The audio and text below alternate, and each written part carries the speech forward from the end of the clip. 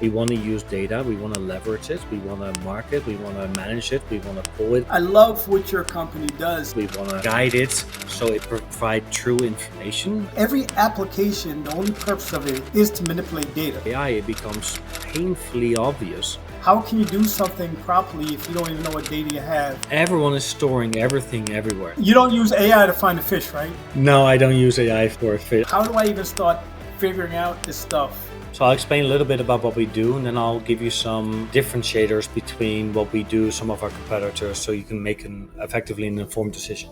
Can you tell us about a time when a company's data problem turned into a real business problem and how you helped them turn this around? Honestly, it's a universal issue.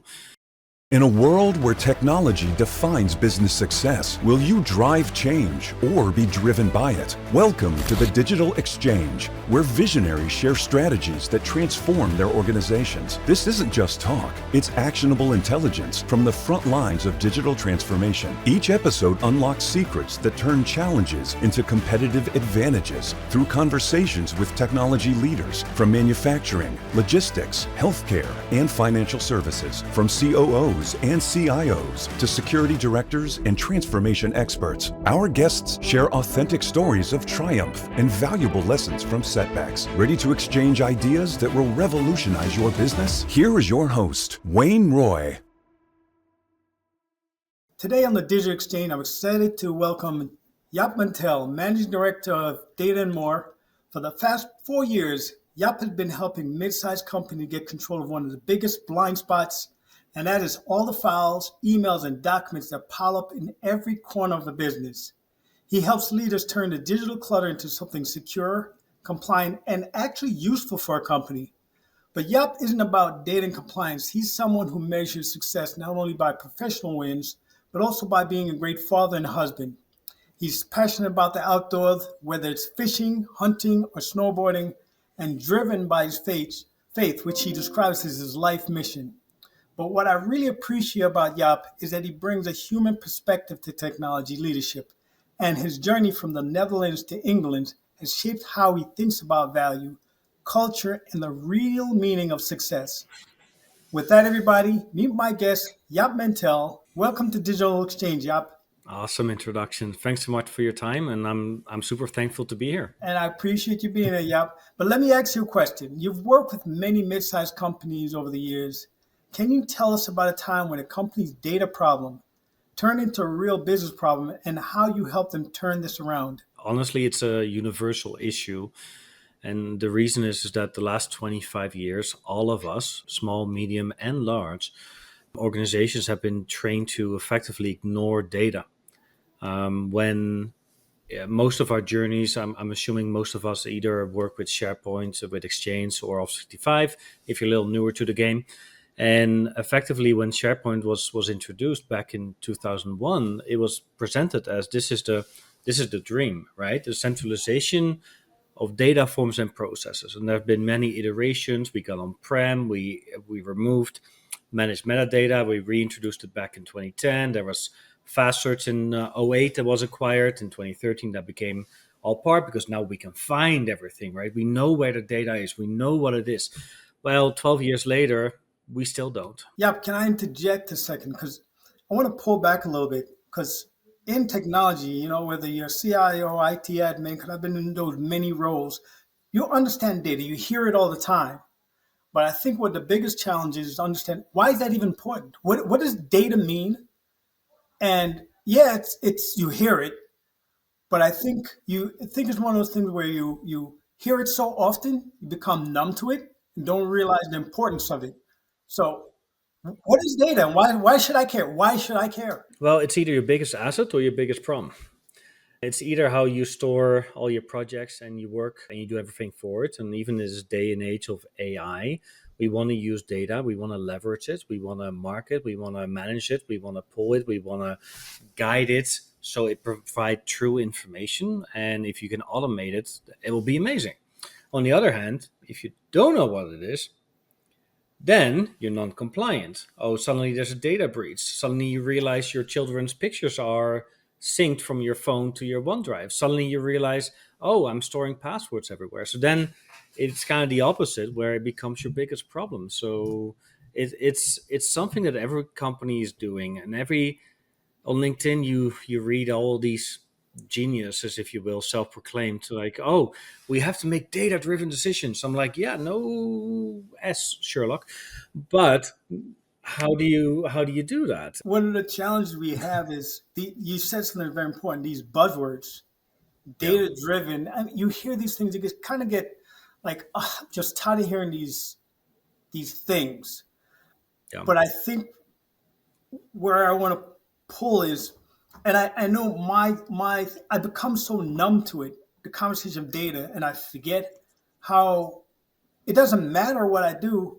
Everything we do, from a Excel sheet to a every application, the only purpose of it is to manipulate data. But we take data effectively. for granted, and we think the application is the important thing. And we protect the application, but not the data, which is the most important thing, because that's what really matters.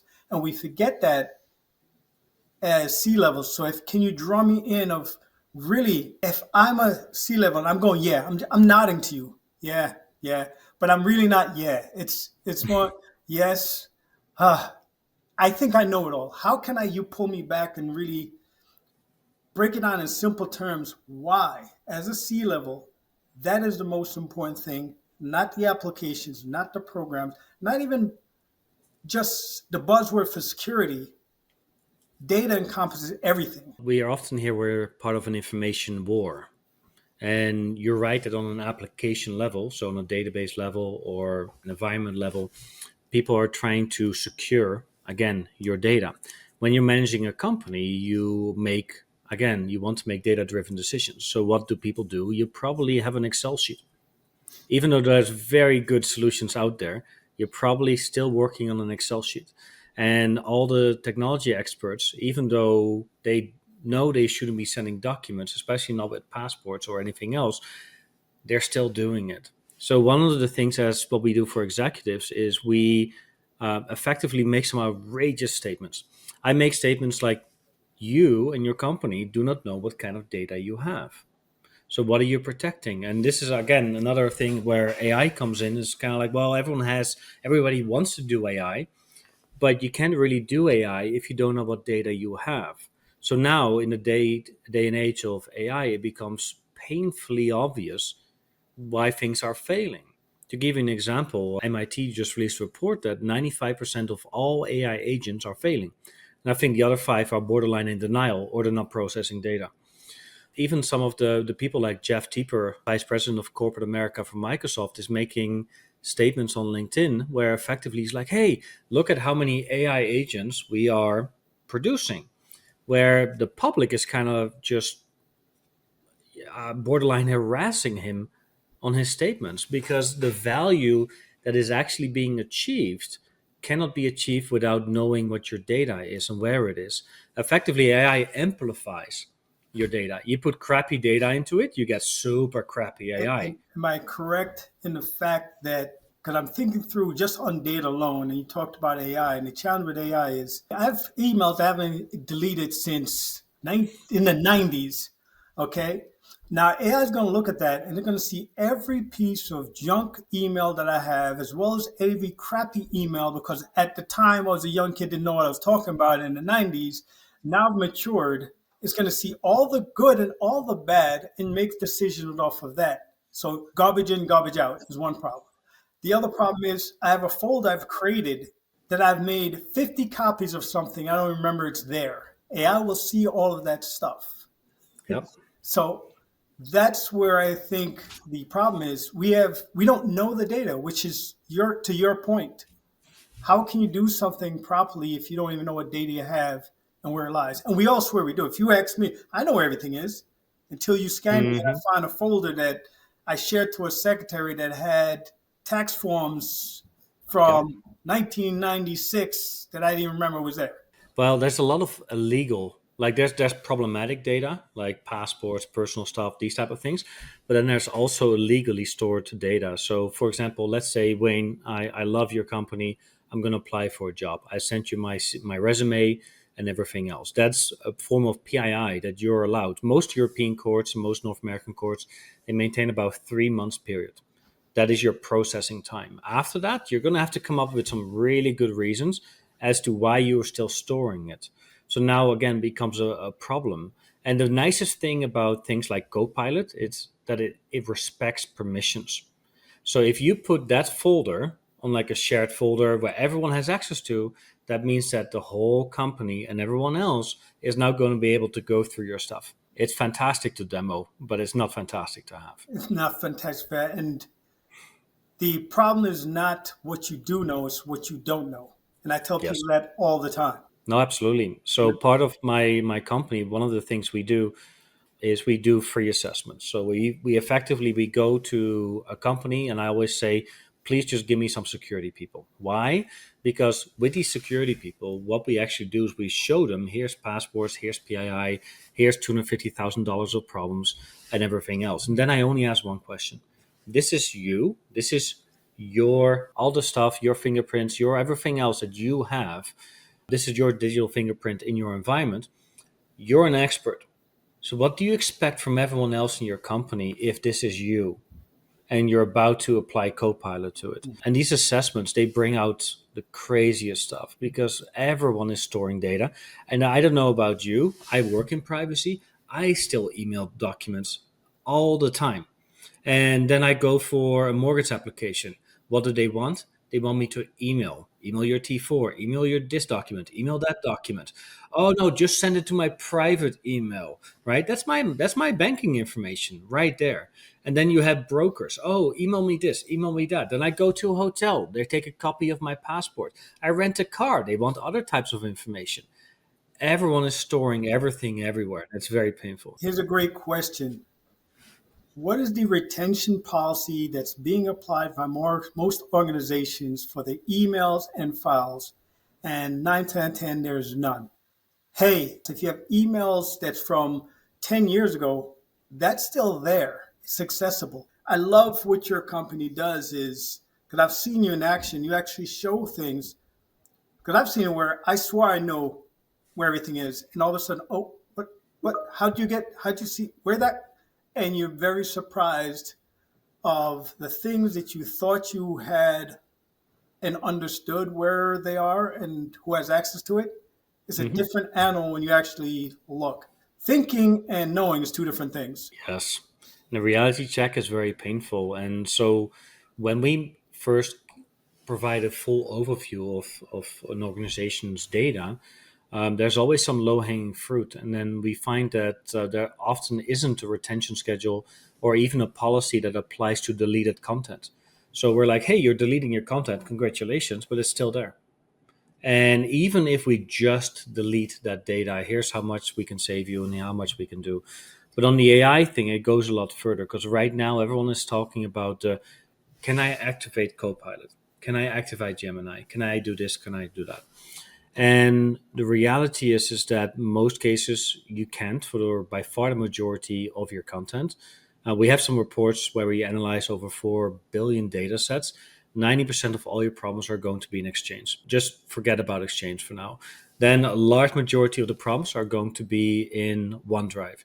We find so many times when people sync their phones and suddenly your holiday pictures are synced to a business OneDrive. And we have to explain to C-level people that, hey, your family in bikini pictures was about to be processed by a language model. Are you sure you want to proceed in this manner? Oh, oh no, we had no idea.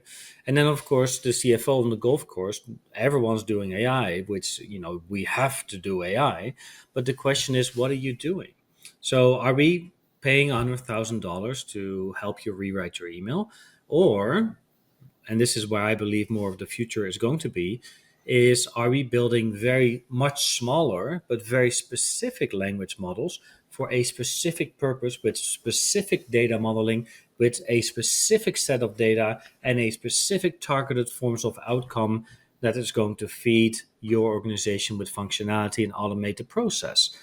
That that is interesting. Activating $100,000 licenses to help me rewrite my email is not so It's much. not so much. And you hit on a critical point. You mentioned about that CEO that synced his family photos, even if they did not care that AI can see it. Again, now AI is learning off the content you have. So Yes. that's bad data is pulling in to try to make decisions, business decisions, based on bikini photos of the family. People don't realize that. They think, well, it's no, but it's like having a small child. If you give them garbage, no matter what it Hmm. is, they're still retaining it. Yeah. And now you're expecting results. You expect you expect them to be an athlete when you give them chocolate to eat for lunch. You know what I mean? Yeah, effectively an 11-year-old boy, unlimited access to the internet, and let them ingest whatever they want without any parental controls, without any restrictions. And then once it's processed, you can't really unsee it. So in Europe, what we're seeing right now is that a lot of agents have been built. They have found, oh, wait a minute, it's been built on a lot of illegal content. So now, under GDPR, you can rebuild or you pay fines. So for especially the middle-sized organization, we have a very big problem right now because we don't have millions of dollars laying around paying for fines. Even in last month, both Meta and Google were fined $1.4 billion in Texas and California and other places for illegally using data. Now, if you have that data, congratulations. Sorry, you have that money, congratulations. I don't. I'm assuming you don't either. So then the question is, okay, now what do we do about it? Because we get hit the most with fines. If you're thinking about PIPEDA or some of the new privacy laws that are coming out, if you can see what's happening in California under CCPA, they pick a few big companies to make an example of, and then they go for the middle class. It's Mhm. you and I that they're going, and those are the fines. That's what you're getting. And if we're not building that foundation, either with a problem in mind, we're storing illegal data, compliance, lack of security, data breach potential, these type of things, that is one thing. But if we're now taking whatever we don't know, dumping it into a language model and calling it magic, now you have unlocked an event called data breach, and you should get a badge and an exit. But that is what's happening right now. And if we want to truly help medium sized organizations to achieve, we have to build a foundation. And that foundation is going to be that one thing that you're trying to protect. My outrageous statement is you have no idea what kind of data you have. And if you want to challenge me, I welcome it. I will do my best to prove you wrong. In the nicest kind of way, of course, but I've never been proven wrong. So if I'm correct, what you're saying is you have to be careful because right now there's not much regulations, not much rules around, and no guide rails for this when it comes to AI. You may Well, be. AI changes a lot actually. Mhm. So even in the last few weeks, New York released a whole bunch of legislation around AI, what you can and cannot use. A few weeks ago in Denmark, they released the ruling that your likeness, your picture, your voice, the connotation of everything else belongs to you and is personal identifiable property. Any person that has now processed your likeness or your voice in a language model is absolutely well screwed. They're screwed. So now you have to undo things. So then you get other things. In Ontario, they released Bill 194, and companies everywhere are getting audited. They're getting audited because you're getting responsible for how do you process data. There's countries weekly producing guidelines for what can and cannot be into a language model. And you will be tested up on it. Like you can't delete stuff out of a language model. So even if it's not there, in June, Alberta had a new privacy regulation that was released. So again, Bill 194 in Ontario, it goes very, very quickly right now because everyone is realizing that putting dumb or illegal or sensitive or private data into a language model is going to be the biggest problems we're going to be facing if we make these mistakes. I'm about to go into the compliance side because you kind of touched on it, but it opened up my mind to realize that if you're not doing things right from the beginning, even as from a small view, in the long haul, because there's a lot of gray areas what the future is going to look like, because things are changing really quick, especially around this AI thing. You should start out small and you should start out right. Don't do the shotgun where it's just splattering all over the place. So really identifying your data and being very particular and specific is the way to go. Do you agree? Oh, 100%. And it is all to do with a foundation. And I got two fantastic little examples for it. The Bible itself talks about building your house on a solid foundation, and it gives you three scenarios where it goes wrong. And the second example that we have is I have four kids, four young girls, and we read bedtime stories. So we read about the big bad wolf and the piggies building a house. And this is exactly what we are doing right now. If we build our house out of straw or out of leaves or out of twigs, the big bad wolf is going to come, and when the time comes to you, your house is going to crumble. But the piggy that is smart and building his house on a solid foundation, and it builds it out of brick, the wolf comes, it huffs and it puffs, but your foundation will stand. Mm. And for the last 25 years, we've been trained to ignore data.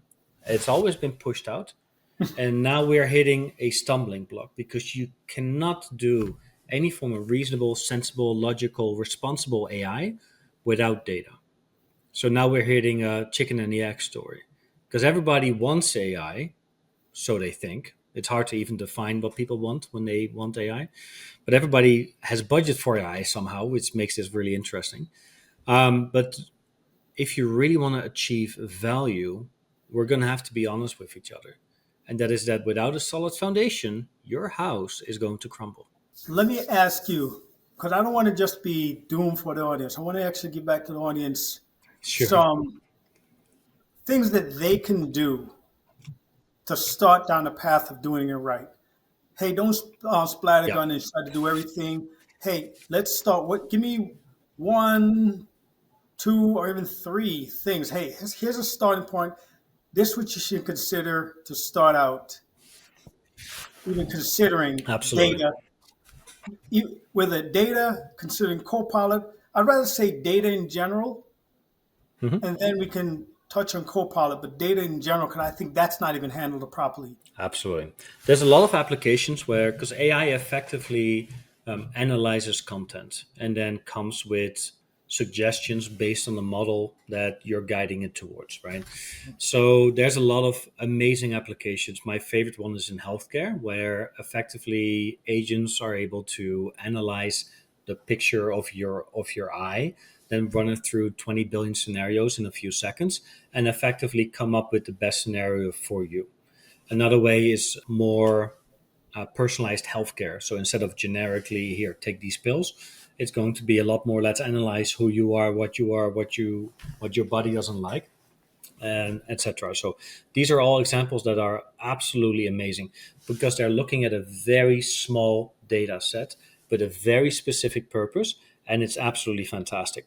So what that means for companies like you and I was that most companies have either a file drive or something they've been dragging around, a Frankenstein that they've created over the last 20 years, and they drag it around. It's the same when you think about mergers, acquisitions, migrations. Everyone is in the same boat. There's a lot of powerful abilities to be able to analyze that data that you can apply very, very quickly. And you can apply it to solve a whole bunch of data to get your information in order. Do we need this? Do we not need it? It can be done very, very quickly, actually. That's really, really good.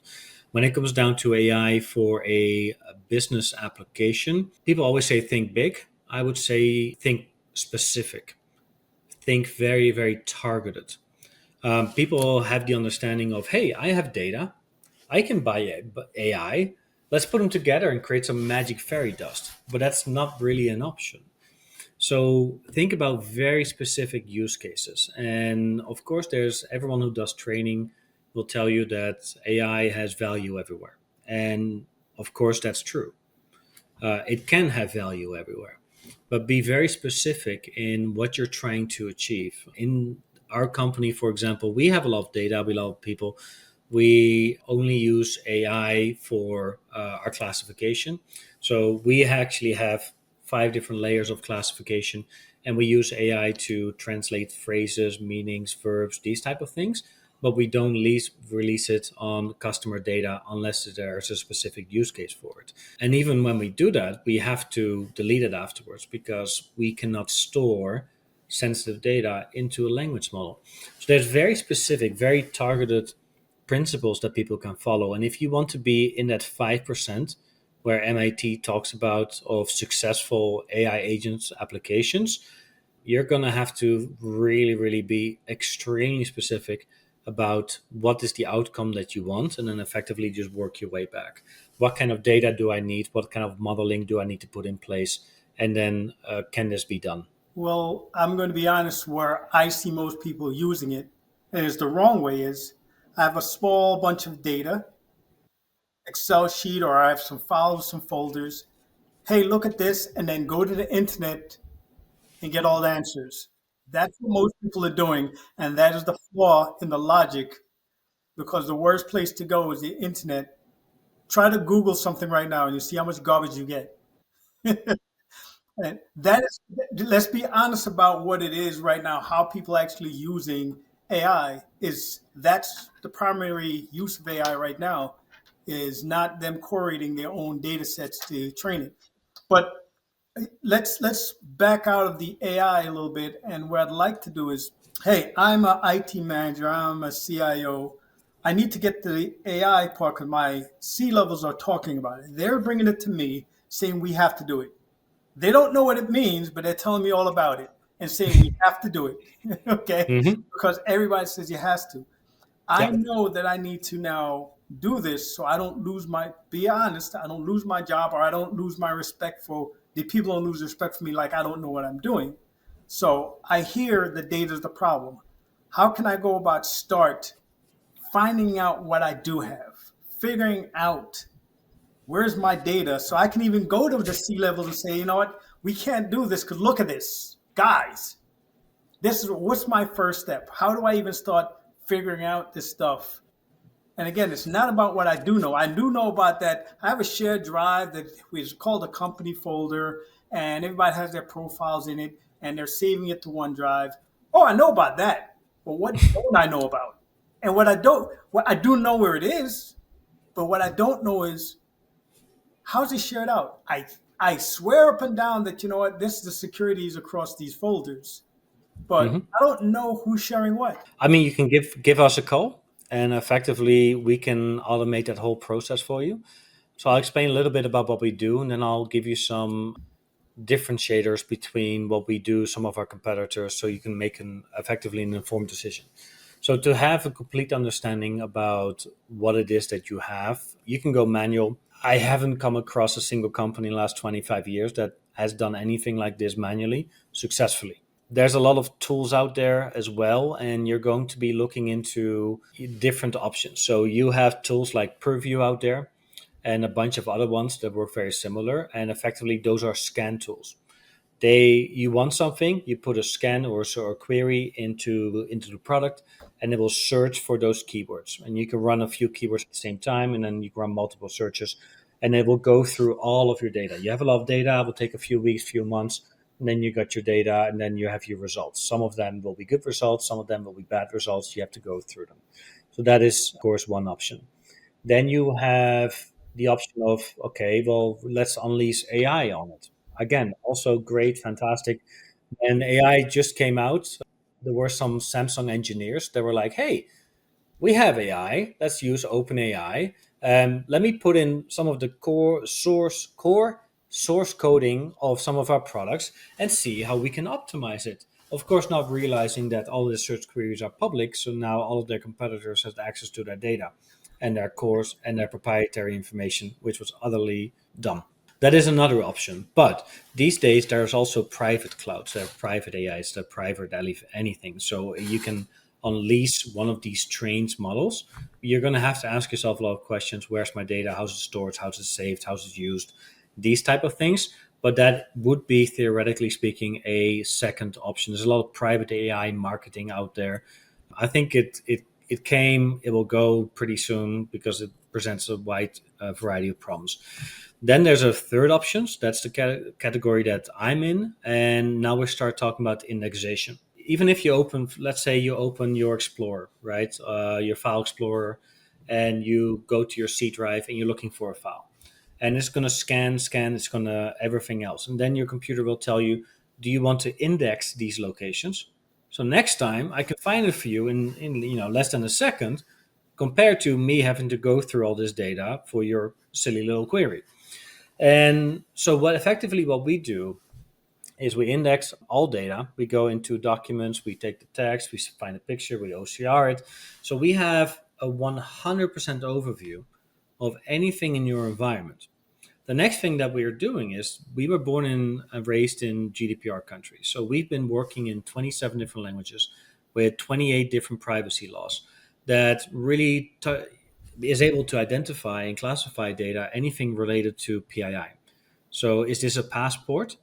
Or is this number a Bulgarian phone number?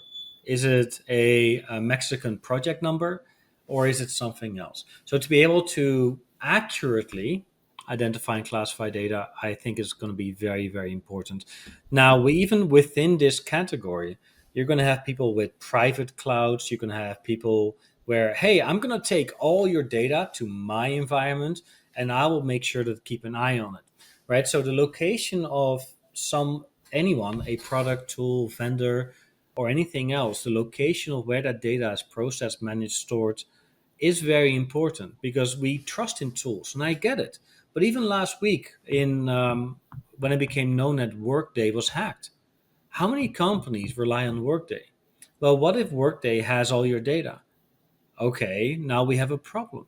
So if a company like this gets hacked, literally 100% of all your unfiltered data will be available on the dark web. And so these are considerations that when you do any form of data quality, data cataloging, data classification, it's going to be important to at least consider it.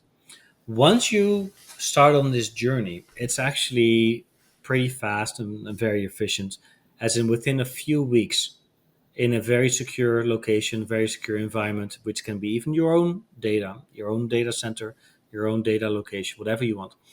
We're going to be able to give you a full data map of everything that exists, how old it is, where the copies are, who has access to it, all basic questions around data that you need. So if you're looking for that report, you're that C-level person and everyone's pushing you for AI, and you want to make true data-driven decisions, that is effectively my field. That is what we do. So just to clarify, because here's one of the challenges. I don't know what I don't know. Yes. Will it be able to now classify things without my input? In other words, be able to look at it and says, hey, here's suggested classification for this based on what we see this thing looks like. It's a rule based, but the answer is yes. It can be fully automatic.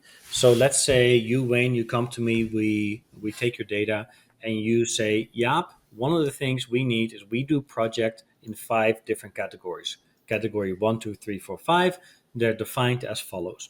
One of the things we can do is we can automatically assign a sensitivity label, a tag, a label, or map your data with those criteria in mind. So in the Canadian government, for example, we have protected A, B, and C, different kind of, hey, this is sensitive data, and here's a list of all my undercover people in my environment. It's kind of super sensitive. And so one of the things we can do is first we identify and classify. The second thing is we work with whatever your identifications, your classifications, your criteria are. And the next thing is we make it all known, and then we can automatically tag and label any form of content with any criteria or any label that you have in mind. And this can be security focused. It can be security applied, where you apply security sensitivity labels and Microsoft content on that data that you didn't even know existed. So end of the day, there is a light at the end of the tunnel. There are methods and Yes. ways for us to do it. The problem is most people have not been doing it. But what Right. AI is driving is now the necessity and the need, especially those in the C-level that says, hey, we got to get this done because it's being pushed from the top. Now we can do it the right way, and we can actually go in and use these tools to give us the right information to make the right decisions of stuff we're not comfortable with or unsure of. And that's phenomenal. You know, Absolutely. but yeah, this is great. Let's digress a little bit. I'd like to get to know you a little bit, and you know, I heard earlier I mentioned that you're hunting. Tell me about that. I mean, I know everybody loves to hear about the data stuff, but bring it back that you're more interesting than just data. What's your next plan for hunting? What are you going to be up to? I grew up in the Netherlands, and I had some experience with guns because I served some time in the military police. And I lived in England for a while, Australia, and everything else. But I ended up in Alberta, Canada. And after I shot my first deer, I realized this is the life. And so the next plan is that, let's see, hunting opens up September 17th here in Alberta in certain places. So me and a friend, we're going to disappear for a few days trying to find a nice whitetail to chase and see if we can feed the family. So I got 4 freezers and etc. But I gotta tell you, man. So life is so different in the Netherlands. It's very crowded. Everyone is just on each other, and little things start to matter more from a society point of view. Okay. Like people are more on edge. There's less freedom, and then from a government point of view, you have to have all kinds of social programs. Everybody gets super excited about soccer or baseball. It's kind of like hockey, but then on steroids. And I love the life here, man. Like I became a citizen. You may not know this, but about 2 weeks ago, I officially am Canadian citizen. I'm very, very happy with that. Very proud of it. And I want to grow old here. I think I'm not convinced the country is moving in the right direction, but from what it's offering, it's absolutely phenomenal. It's phenomenal. It's the right move for you. And I assume that there's a lot of places out there for nature out there.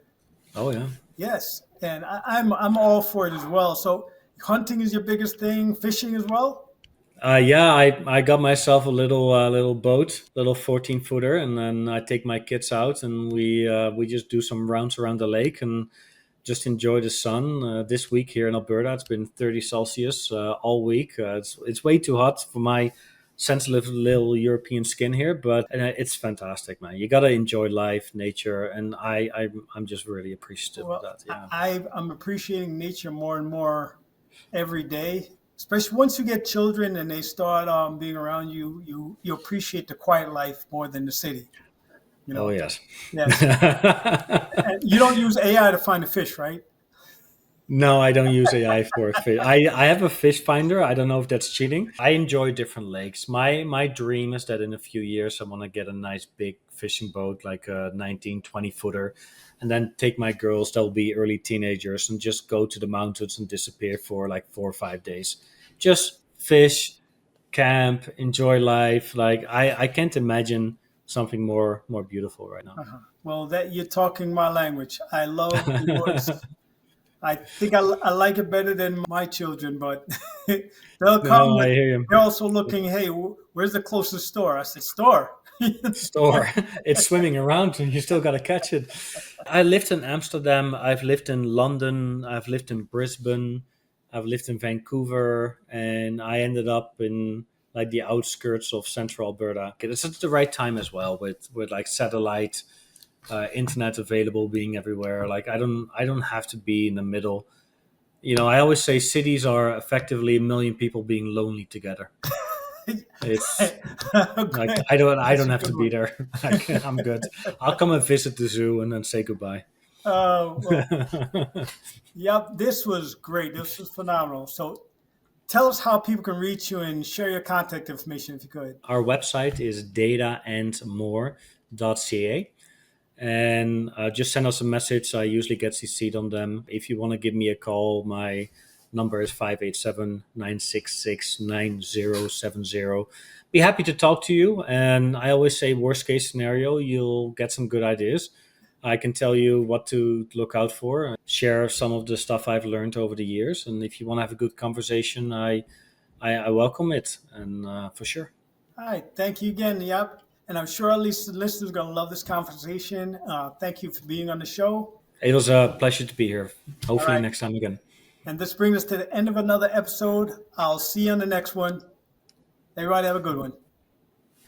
Digital Exchange Podcast requires more than a conversation. It takes action, research, and collective wisdom. If today's episode resonated with you, we'd love to hear your insights. Join the conversation and help us shape the future together. We'll be back with more stories, strategies, and real-world solutions that are making a difference for everyone. In the meantime, be sure to subscribe, rate, write a review, and share it with someone you think would benefit from it too.